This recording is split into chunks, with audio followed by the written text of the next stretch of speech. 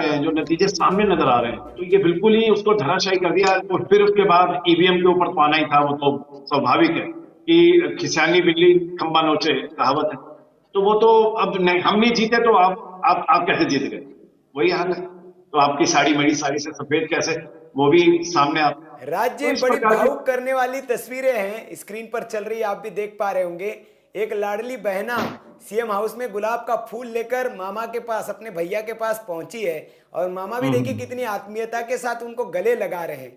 यही ताकत है शिवराज सिंह चौहान की, जो 161 सीटों के शक्ल के रूप में हमें स्क्रीन पर नजर आ रही है। जो जननेता है, जो जनता के लिए बहुत हम्म। सुलभ है, बहुत सरल है और बहुत सहज है। वो सहजता उनकी, वो सरलता और वो सुलभता ही शिवराज सिंह चौहान की उनको विजय श्री दिला रही है। वहां पर देखिए कितनी आत्मीयता है, कोई ढोंग नहीं, कोई नौटंकी नहीं, कोई, लेकिन जो एक अपनापन है, क्योंकि तस्वीरें झूठ नहीं बोलती।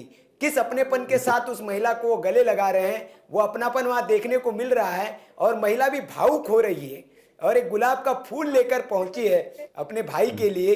और ये तस्वीरें जो ये बताती है कि मध्य प्रदेश में मामा का जलवा क्या है, मामा का जादू क्या है।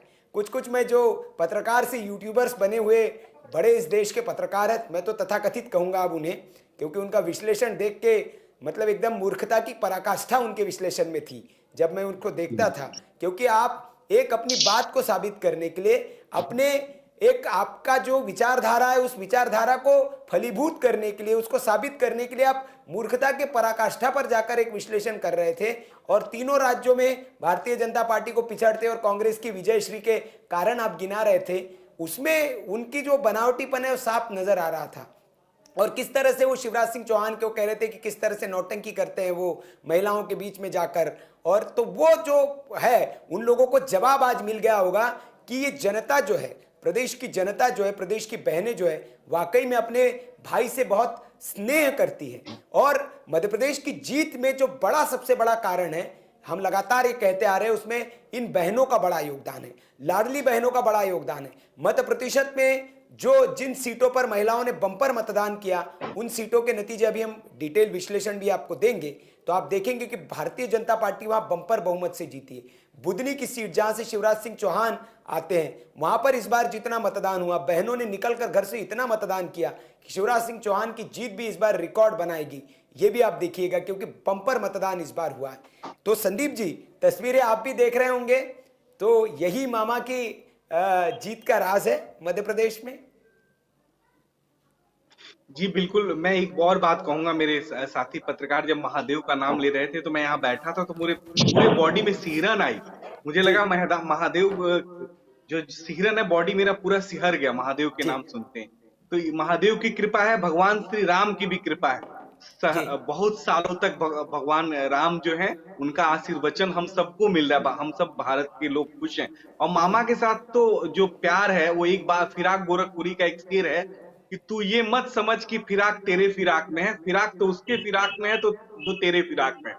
तो वाह वाह। मध्य प्रदेश की जनता ने, जो जी लोग भी शिवराज जी के फिराक में थे, वो जनता उनके फिराक में थी कि तुम मामा को हटाना चाहते हो, हम तुम्हें ही हटा के दिखाते हैं। तो जी आज वो प्रेम जो है, वो प्रेम प्रतिफल दिख रहा है और भावुकता दिख रही है। आज मेरे आंखों में सर से खुशी के आंसू भी पहली बार आए। अ, चलिए। ऐसा मुझे प्रतीत हो रहा है। तो मुझे लग हम्म। रहा है कि ये बहुत बड़ी बात है, और आप जो विषय रख रहे हैं वो भावनाएं और काफी जोड़ दे रही हैं, कटुता को विराम लगा दे रही हैं। और जी ये यही, इसी को राम राज्य कहते हैं। ये जी शुरुआत है। ये जी। अभी आगे देखिए होता नहीं, क्या है। आप कांग्रेस के जैसे लिए चिंतन का विषय है, सत्य। क्योंकि गुजरात के बाद मध्य प्रदेश एक ऐसा गढ़ भारतीय जनता पार्टी का तैयार हुआ है जिसका भेदना, जिसको भेदना अब नामुमकिन सा लगते लगते जा रहा है। क्योंकि 18 साल एक दल सत्ता में रहे, 18 साल से ज्यादा, और एक ही व्यक्ति मुख्यमंत्री लगभग 15 साल रहे, और उसके बावजूद इतनी ट्रिमेंडस जीत अगर वहां मिलती है, इतनी बड़ी सीटों के अंतर से अगर जीत रही है वो पार्टी,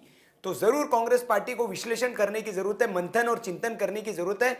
और शुद्ध मन से विश्लेषण और चिंतन करने की, सिर्फ चिंतन मनन करने के लिए मनन ना करें। वाकई में वो क्या कारण है कि जनता आपसे दूर होते जा रही है, क्या कारण है कि जनता आपको पसंद नहीं कर रही है, उस पर मंथन पार्टी को करना चाहिए। क्योंकि अभी तो 24 का चुनाव है, और 24 के चुनाव में कांग्रेस पार्टी को बहुत उम्मीदें हैं, और प्रधानमंत्री वो बनाना चाहती है अपने नेता को, और इसके लिए वो जतन भी खूब कर रहे हैं, खूब पैदल भी वो चले, एक और यात्रा पर निकलने वाले हैं राहुल गांधी। लेकिन देश की जनता जो है वो पसंद क्यों नहीं कर रही, इस पर मंथन चिंतन करना चाहिए। राज जी, देखिए एक बात, मैं आप जी जी आप कुछ कह रहे संदीप जी। मैं कह रहा था एक बात बहुत इंपॉर्टेंट है। कल जी आज मैं सुबह जब मैं अपने मित्र साथी कांग्रेस के नेताओं को, प्रवक्ताओं को सुन रहा था, उनके पास इतना बड़ा अहंकार, और पता नहीं क्यों ये अहंकार है। हम राजनीति में आते हैं तो अहंकार के लिए नहीं आते, विनम्रता धारण करने के लिए आते हैं, सहृदयता के लिए आते हैं, सृजन के लिए आते हैं। लेकिन कांग्रेस का जो अहंकार था, तो मुझे लगता है कांग्रेस के कार्यकर्ताओं का अहंकार और कांग्रेस के नेतृत्व का अहंकार